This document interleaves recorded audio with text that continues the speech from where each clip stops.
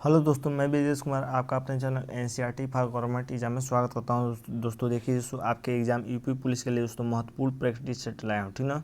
देखिए दोस्तों, इससे कोई ज़बरदस्त प्रैक्टिस सेट नहीं होगा, मेरी बात मानिए दोस्तों। ये देखिए दोस्तों, मैंने 20 क्वेश्चन लाया हूँ, लेकिन 20 क्वेश्चन के जरिए दोस्तों मैं आपको 50 क्वेश्चन करवाने वाला हूँ। एकदम देखिए लास्ट तक दोस्तों, क्वेश्चन लाजवाब हैं। देखेंगे तो कहेंगे कि हाँ वाकई में क्वेश्चन है। तो चलिए दोस्तों स्टार्ट करते हैं बिना देरी के हुए। वीडियो को लाइक करिए दोस्तों, लाइक करेंगे तो उससे मुझे मनोबल बढ़ेगा, तो और मैं आपके लिए वीडियो लाता रहूँगा। पहला क्वेश्चन है दोस्तों कि the Indian war of independence नामक पुस्तक किसने लिखी है। तो ये पुस्तक किसने लिखी है दोस्तों। ऑप्शन है राजेंद्र प्रसाद, अब्दुल कलाम आज़ाद, विनायक दामोदर सावरकर की सरदार वल्लभ भाई पटेल। क्या हो जाएगा पहले का आंसर दोस्तों।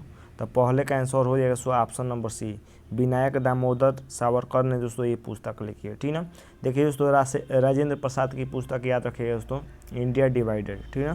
तो इंडिया डिवाइडेड पुस्तक किसने लिखी है दोस्तों। तो ये लिखी है दोस्तों राजेंद्र प्रसाद ने। देखिए दोस्तों, मैं मोबाइल से वीडियो बनाता हूँ तो थोड़ा लिखने में दिक्कत होता है, तो उसको आप मैनेज करके चलिएगा।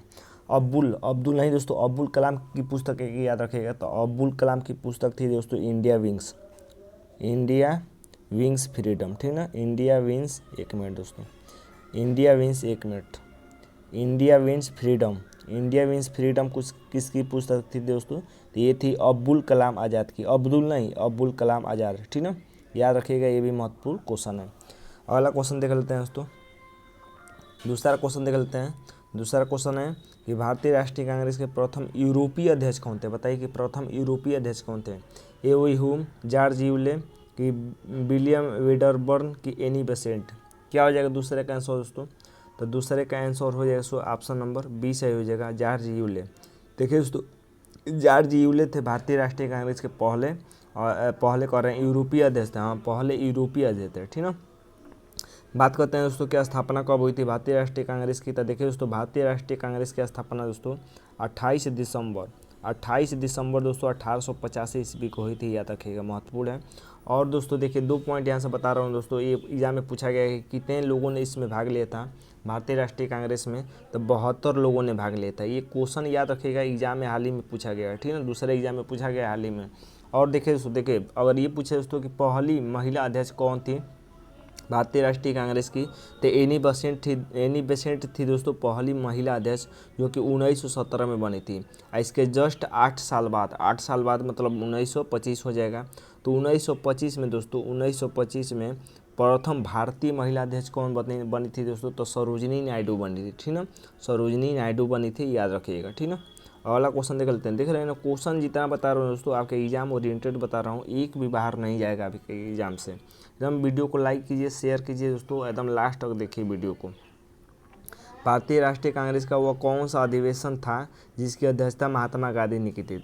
वह अधिवेशन कौन था दोस्तों जिसकी अध्यक्षता महात्मा गांधी ने की थी। कलकत्ता अधिवेशन 1920, लखनऊ अधिवेशन 1916, बेलगाम अधिवेशन 1924 की बम्बई अधिवेशन 1942। क्या हो जाएगा दोस्तों तीसरे का आंसर। देखिए दोस्तों, तीसरे का आंसर हो जाएगा ऑप्शन नंबर सी से हो जाएगा, बेलगांव अधिवेशन 1924 में दोस्तों महात्मा गांधी ने दोस्तों अध्यक्षता की थी, केवल एक बार की थी, ठीक ना। चौथा नंबर देख लेते हैं। चौथा नंबर है कि साइमन कमीशन नियुक्त किया गया। साइमन कमीशन नियुक्त किया गया था, कब किया गया था। 1925 में, 1927 में, 1928 में, 1930 में। चौथे का क्या हो जाएगा आंसर। तो चौथे का ऑप्शन नंबर सी सही हो जाएगा दोस्तों। चौथे का ऑप्शन नंबर सी सही हो जाएगा, ठीक ना। 1928 में दोस्तों साइमन आयोग नियुक्त किया गया था। देखिए दोस्तों, ये 1928 नहीं होगा, 1927 हो जाएगा, ठीक ना। तो 1927 में दोस्तों साइमन आयोग नियुक्त किया गया था। देख लेते हैं दोस्तों, पाँचवें नंबर देख लेते हैं।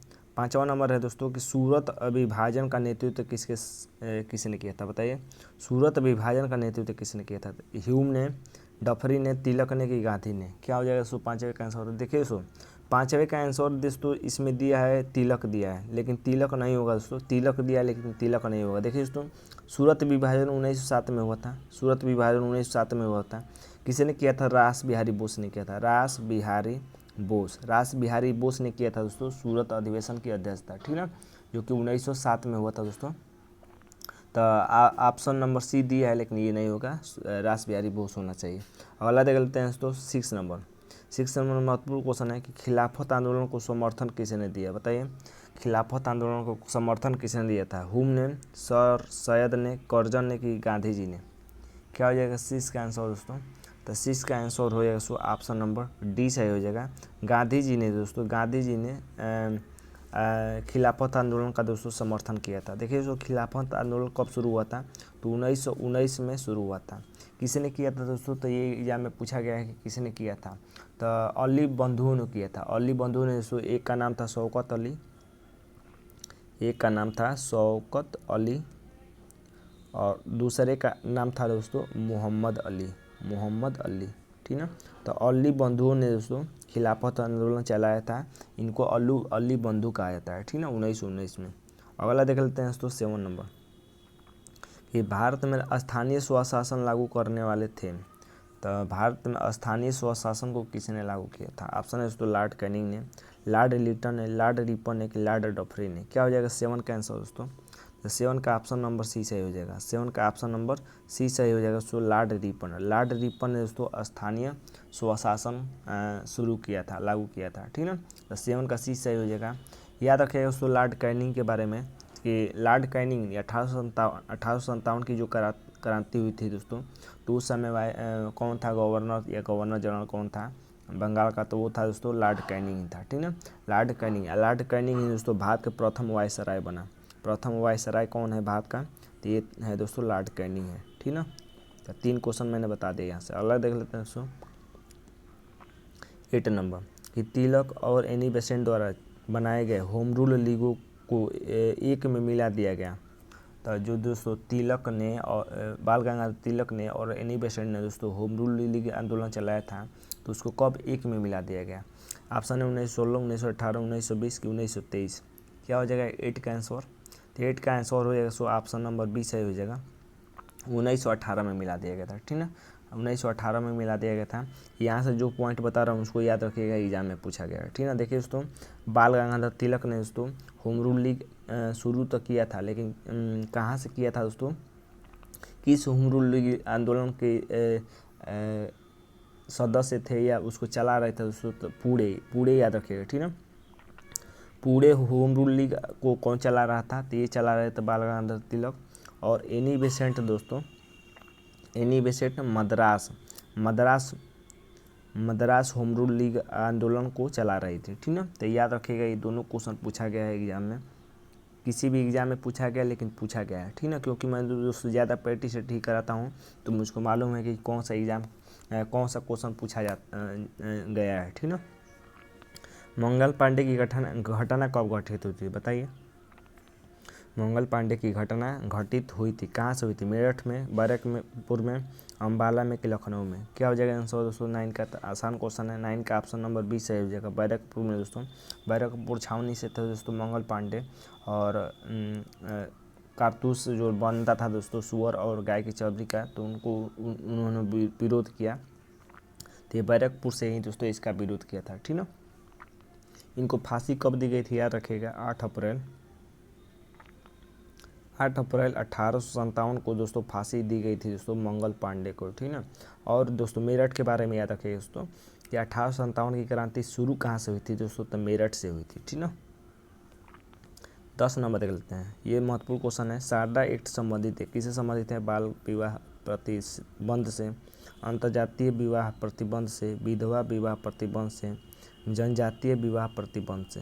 क्या हो जाएगा आंसर दोस्तों? ये महत्वपूर्ण क्वेश्चन है, याद रखिएगा। ऑप्शन भी देख रहे हैं कि विवाह आया है बार बार, तो किस विवाह से संबंधित दोस्तों? शारदा एक्ट। तो देखिए दोस्तों Sharda act option number A सही हो जाएगा, बाल विवाह अधिनियम से दोस्तों संबंधित है, बाल विवाह प्रतिबंध से, ठीक ना। ये बाल विवाह प्रतिबंध कब आया था दोस्तों? तो 1929, ठीक ना, याद रखिएगा 1929 में पारित हुआ था दोस्तों बाल विवाह प्रतिबंध, महत्वपूर्ण है। तो यहाँ से मैंने एक क्वेश्चन बता दिया। 11 कि द्वंद्व शासन लागू हुआ, द्वैध शासन कब लागू हुआ? 1861 में, 1892 में, 1909 में, 1919 में? 11 का क्या हो जाएगा आंसर दोस्तों? तो 11 का दोस्तों ऑप्शन नंबर डी सही हो जाएगा, ऑप्शन नंबर डी सही हो जाएगा दोस्तों। 1919 में दोस्तों द्वैध शासन लागू हुआ था, ठीक ना। द्वैध शासन 1919 में लागू हुआ था दोस्तों। द्वैध शासन का जनक कब किसे कहा जाता है? तो रॉबर्ट क्लाइव को, रॉबर्ट क्लाइव, शॉर्टकट लिख दे रहा हूँ दोस्तों, रॉबर्ट क्लाइव को दोस्तों द्वैध शासन का जो ना कहा जाता है, याद रखिएगा, ठीक ना। ये एक क्वेश्चन याद रखिएगा यहाँ से। भारतीय विभाजन के लिए मोहम्मद अली जिन्ना को सर्वाधिक उत्तरदायी किसने ठहराया? मतलब किसने कहा था दोस्तों कि भारत का विभाजन दोस्तों मोहम्मद अली जिन्ना के ही कारण हो रहा है? तो किसने ज़्यादा उत्तरदायी ठहराया था? ऑप्शन है दोस्तों, ऑप्शन है आपके पास Lord Curzon, Lord Irwin, Lord Linlithgow, Lord Mountbatten. क्या हो जाएगा दोस्तों 12 का आंसर? तो 12 का आंसर हो जाएगा ऑप्शन नंबर डी से हो जाएगा लॉर्ड माउंटबेटन। क्यों दोस्तों? देखिए दोस्तों, जब भारत का विभाजन हो रहा था दोस्तों, तो उस समय भारत का गवर्नर जनरल कौन था दोस्तों? तो लॉर्ड माउंटबेटन ही थे, ठीक ना। तो इन्होंने ही कहा था दोस्तों कि मोहम्मद अली जिन्ना ही सर्वाधिक उत्तरदायी हैं भारत के विभाजन के लिए। तो भारत के प्रथम, अगर पूछे दोस्तों कि स्वतंत्र भारत के प्रथम गवर्नर जनरल कौन थे दोस्तों? तो लॉर्ड माउंटबेटन थे, ठीक ना। अगला देख लेते हैं दोस्तों 13 नंबर कि 13 कि भारत और पाकिस्तान के बीच शिमला समझौता स्थापित हुआ था। तो भारत और पाकिस्तान के बीच शिमला समझौता कब हुआ था? 1965 में, 1971 में, 1972 में, 1973 में। क्या हो जाएगा 13 का आंसर दोस्तों? 13 का दोस्तों ऑप्शन नंबर सी से हो जाएगा दोस्तों, ऑप्शन नंबर सी। 1972 में दोस्तों भारत पाकिस्तान के बीच शिमला समझौता हुआ था, ठीक ना। देखिए दोस्तों, भारत पाकिस्तान के बीच जो दोस्तों 1965 की लड़ाई लड़ रही थी, उसी को दोस्तों शांत करने के लिए दोस्तों ये समझौता हुआ था। अगला देख लेते हैं दोस्तों 14 नंबर देख लेते हैं कि चीनी यात्री ह्वेनसांग ने किस विश्वविद्यालय में अध्ययन किया था? महत्वपूर्ण है, किस विश्वविद्यालय में अध्ययन किया था दोस्तों चीनी यात्री ह्वेनसांग? तक्षशिला, विक्रमशिला, मगध की नालंदा? क्या हो जाएगा आंसर दोस्तों? 14 का आंसर क्या हो जाएगा दोस्तों? चीनी यात्री ह्वेनसांग किस में अध्ययन किया था? तो 14 का ऑप्शन नंबर डी से हो जाएगा। देखिए दोस्तों, नालंदा विश्वविद्यालय में दोस्तों ह्वेनसांग ने अध्ययन किया था। देखिए दोस्तों, नालंदा विश्वविद्यालय को किसने ध्वस्त किया था? याद रखिएगा, महत्वपूर्ण है। बख्तियार खिलजी ने दोस्तों ध्वस्त किया था नालंदा विश्वविद्यालय के, ठीक ना। महत्वपूर्ण है, याद रखिएगा। और ह्वेनसांग किसके शासनकाल ह्वेनसांग दोस्तों किसके शासनकाल में आया था? तो हर्षवर्धन के शासनकाल में। हर्षवर्धन के शासनकाल में दोस्तों ह्वेनसांग आया था भारत, ठीक ना। महत्वपूर्ण है। अगला देख लेते हैं दोस्तों 15 नंबर है कि भारतीय राष्ट्रीय कांग्रेस का 1937 का अधिवेशन किस शहर में हुआ? तो जो 1937 का अधिवेशन हुआ था दोस्तों, किस शहर में हुआ था? गया में, पटना में, रांची में कि फैजपुर में? क्या हो जाएगा 15 का आंसर दोस्तों? तो 15 का ऑप्शन नंबर डी से हो जाएगा। 15 का ऑप्शन नंबर डी से हो जाएगा, फैजपुर में दोस्तों हुआ था 1937 का भारतीय राष्ट्रीय कांग्रेस का आंदोलन अधिवेशन शुरू हुआ था, ठीक ना। तो इसकी अध्यक्षता किसने की थी? ये भी याद रखेगा। तो 1937 की अध्यक्षता फैजपुर में दोस्तों जवाहरलाल नेहरू ने की थी। जवाहरलाल नेहरू ने की थी दोस्तों इसकी अध्यक्षता। 16 देख लेते हैं दोस्तों। 16 नंबर है कि तृतीय बौद्ध संगीति कहाँ आयोजित हुई थी? महत्वपूर्ण है कि तृतीय बौद्ध संगीति कहाँ आयोजित हुई थी? वत्स में, पाटलिपुत्र में, कौशाम्बी में कि कश्मीर में? क्या हो जाएगा 16 का आंसर दोस्तों? तो 16 का आंसर हो जाएगा दोस्तों ऑप्शन नंबर डी से हो जाएगा। ऑप्शन नंबर डी से हो जाएगा दोस्तों। तृतीय है ना दोस्तों, तृतीय है दोस्तों, तो ऑप्शन नंबर बी से हो जाएगा। पाटलिपुत्र में दोस्तों, पाटलिपुत्र में तीसरी बौद्ध संगीति आयोजित हुई थी, ठीक है। फिर 16 का ऑप्शन नंबर बी से हो जाएगा। देखिए दोस्तों, पहली बौद्ध संगीति कहाँ हुई थी दोस्तों? तो पहली बौद्ध संगीति हुई थी दोस्तों राजगिरी में दोस्तों पहली बौद्ध संगीति हुई थी। दूसरी कहाँ हुई थी दोस्तों? तो दूसरी हुई थी वैशाली में, ठीक ना। दूसरी हुई थी वैशाली में हुई थी। और तीसरी दोस्तों मैंने बता दिया, तीसरी हुई थी पाटलिपुत्र में। और चौथी कहाँ हुई थी दोस्तों? तो चौथी हुई थी कुंडलवन में। कुंडलवन कहाँ पड़ता है दोस्तों? तो ये पड़ता है कश्मीर में। तो कश्मीर में हुई थी चौथी बौद्ध संगीति। ये चारों याद रखेगा। 17 देख लेते हैं दोस्तों कि अशोक के शिलालेखों में प्रयुक्त भाषा है। तो अशोक के शिलालेख में प्रयुक्त कौन सी भाषा है? संस्कृत, प्राकृत, पाली या हिंदी? क्या हो जाएगा 17 का आंसर दोस्तों? तो 17 का आंसर हो जाएगा ऑप्शन नंबर बी से हो जाएगा। ऑप्शन नंबर बी से हो जाएगा दोस्तों पाली। बी एक मिनट दोस्तों, ऑप्शन नंबर बी से हो जाएगा प्राकृत भाषा प्रयोग की जाती है दोस्तों। देखिए दोस्तों, अगर पूछे दोस्तों कि अशोक के शिलालेख में किस भाषा का प्रयोग किया गया था? प्राकृत भाषा। अगर ये पूछे दोस्तों कि अशोक के शिलालेख में किस लिपि का प्रयोग किया गया है दोस्तों, तो याद रखिएगा ब्राह्मी और खरोष्टी लिपि का प्रयोग किया गया। लिपि पूछे तो ब्राह्मी और खरोष्टी, भाषा पूछे तो प्राकृत, ठीक ना। 18 देख लेते हैं दोस्तों कि बंगाल 1905 ईस्वी में विभाजित हुआ, जिसके विरोध के फलस्वरूप यह दोबारा विभाजित हुआ।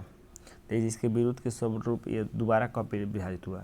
1900, 1916, 1911 की 1909? क्या हो जाएगा दोस्तों आंसर? दोबारा कब विभाजित हुआ था? क्या हो जाएगा 18 का आंसर? 18 का ऑप्शन नंबर सी सही हो जाएगा 1911। 1911 में दोस्तों ये दोबारा विभाजित हुआ था। देखिए दोस्तों बंगाल विभाजन कब हुआ था याद रखिएगा, डेट याद रखिएगा, ये एग्जाम में पूछा गया है 16 अक्टूबर 1905। 1905 को दोस्तों बंगाल विभाजन हुआ था, ठीक ना, 16 अक्टूबर, डेट सहित याद रखिएगा।